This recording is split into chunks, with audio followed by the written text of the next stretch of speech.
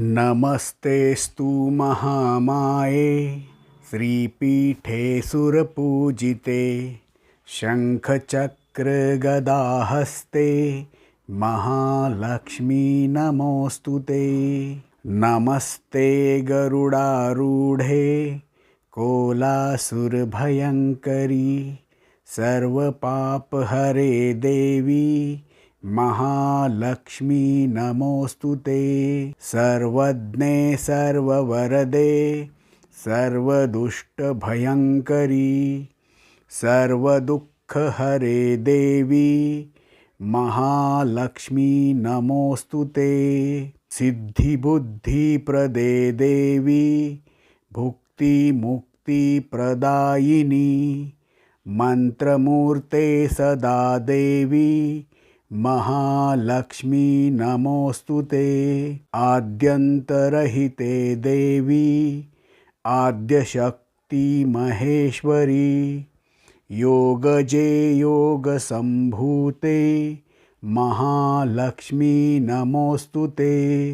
स्थूलसूक्ष्ममहारौद्रे महाशक्ति महोदरे महापापहरे देवी महालक्ष्मी नमोऽस्तुते।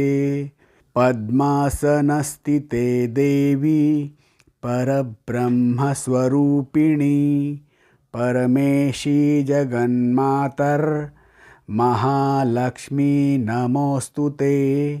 श्वेतांबरधरे देवी नानालङ्कारभूषिते जगत्स्थिते जगन्मातर महालक्ष्मी नमोऽस्तुते।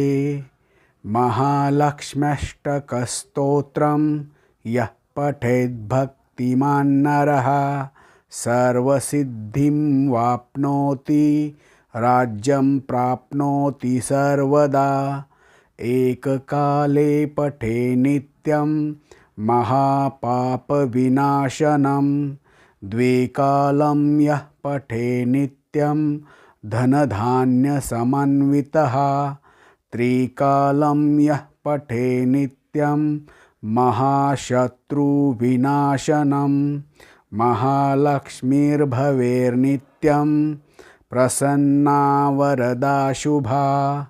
इतीन्द्रकृत श्रीमहालक्ष्म्यष्टक स्तव सम्पूर्णम्।